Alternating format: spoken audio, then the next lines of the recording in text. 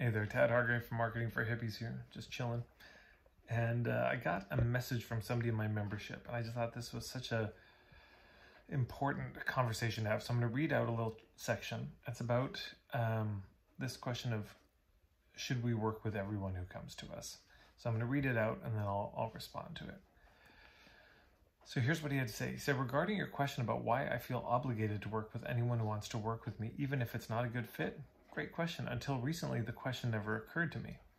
I'm seeing the error of my ways more and more, but until recently, I've been trying to trust that whoever shows up is who I'm supposed to work with. So this is the point I want to come back to later.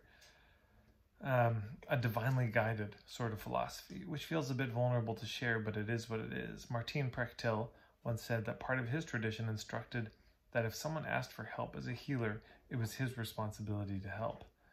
I liked that and I ran with it. I even subscribe to the idea that everyone who comes to me has something to teach me, a key to my own healing in a way, but something about it doesn't actually feel nourishing, and I notice myself feeling burnt out. I'm trusting there's a better way. I'm hoping that I'm finding it here with you all in the membership, he's meaning. I feel some inspiration flowing in it with permission to clarify my niche and ideal client, how wonderful it would be to be working with the exact kind of people I enjoy helping. Yeah. So we'll boil it down to this question is like, shouldn't I just be trusting who the universe is sending to me and working with them? Yes, but let me twist it in this way. What if the universe is sending you this mad variety of people to give you enough experience so that you can really hone in on who your people are? Maybe this is the universe's kind and compassionate way of not imposing it on you, not forcing, not dictating to you, but letting you discover through the variety of people. You start to see, oh, I really enjoy this, I don't enjoy that. And then you get to make the decision, you get to discern, as opposed to being bossed around by God telling you who exactly you should work with, which we probably wouldn't listen to anyways. And our, parental issues would come up and then we'd rebel against it. And so this is a better deal. We get to figure it out. But what if it's something like that? That's why these people are coming to us. That's why they're being sent. Some people are being sent our way so that we can learn that we don't want to work with those people. Some people are being sent our way to give us a little clue, a little piece of who our ideal client is, so that together with the people who aren't a fit and are a fit, we can start to put together a picture of who we're best meant to serve. On this piece about Prtel and his village, well, this is good to remember. Yes, you help whoever comes in his village. The context of life is so different.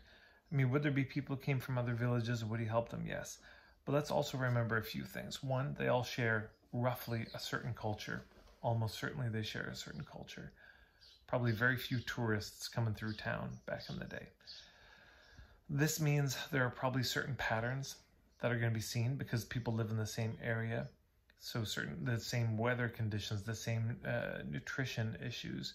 There are going to be patterns that appear which will make that medicine person much more able to help. The numbers they were dealing with were just much smaller. They weren't on the internet. They didn't have hundreds of thousands of people. Also in those communities, there was a very clear sense of protocol. This idea that medicine people work for free is not true. In most cases, there was just an understanding of reciprocity.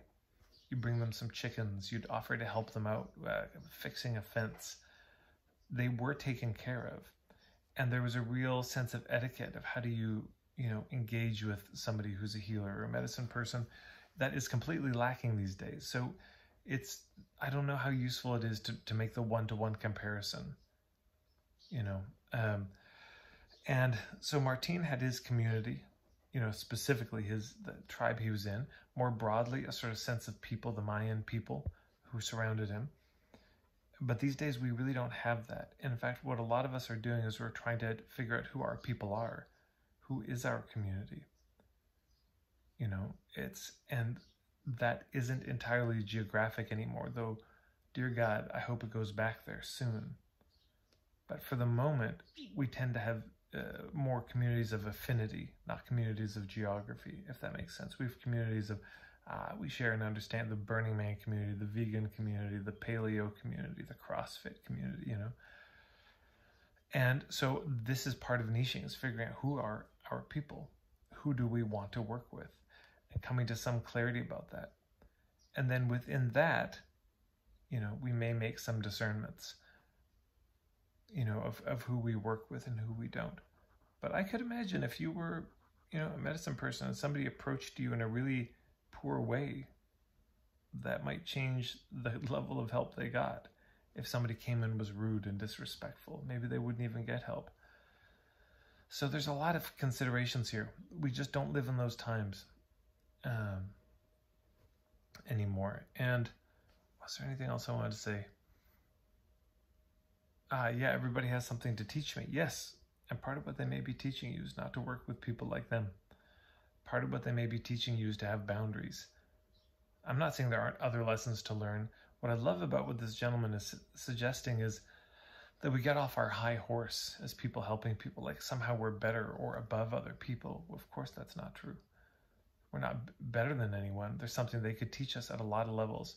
But let's not rule out that one of the things they may be teaching us is what issues we're best helping with, what kind of people and personalities we work best with. Because then we can put that out, and then our people come. And then you may say, okay, as long as you fit within these parameters, I'll say yes to anyone. I won't turn anyone away as long as you fit within these parameters. But let's also remember, they didn't have bills to pay back in the day, you know, in tribal communities. I mean, they had bills to pay in terms of they had to get food and they had shelter. There was a lot of work. But we just live in such a different time where there was an immense amount of kinship and care for each other. People didn't slip through the cracks so easily, and people really can. So many women I know, especially older women, have that fear of becoming a bag lady. And why is that fear there? Because they've seen it, and because there's so many cracks to fall through. All that to say, we do need to take care of ourselves, which means making enough money, which means saving money, which means all those things. Making good financial decisions, because we don't live in that kind of community anymore. We don't live in a place where the fish are so abundant that you can just stick a basket in the ocean and pull them up. In Victoria, during herring season, the bay, the main bay in the downtown would be red with the color of herrings, and they have a thing called a herring rake, because they could rake the herrings out. That's a different time to live in. And things seem a little bit more scarce at some level, you know, in terms of the abundance of nature, of course, because of what we've done to nature. And things seem very lean, you know, as gas prices go up and the price of everything goes up, inflation, etc. Let's be smart about it. Here's the most important case I could make for working with people you're really an ideal client and thinking this through. If you work with somebody who's not a fit, they're not going to get as much out of it. If they don't get as much out of it, they're not going to spread good word of mouth, and they might even complain. That's one possibility. The other is you work with people who are a perfect fit. Because they're a perfect fit, you get great results with them. And because you get great results, they spread the word. They tell everyone they know. And that second example is how businesses grow. That's how you get off the marketing train. That's how you get to stop marketing, is because your reputation is so strong. But where does a reputation come from? The second step, that we work with people who are a perfect fit, so you get good results. Good results is the thing. So we need to ask ourselves, who brings out my best work? Who am I best able to help? Where can I really hit the home runs?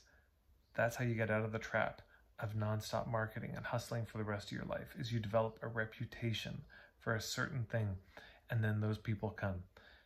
And then you, again, may decide, as long as they fit that criteria of an ideal client, I'll never turn them away. Beautiful. That's great, but that's up to you. So anyways, I just thought it was such a brilliant and vulnerable wondering from this fellow to be able to share this. And as he says at the end, it's like, I just noticed it's not feeling right. If it doesn't feel right, it's not right. Something's off. Pay attention to that.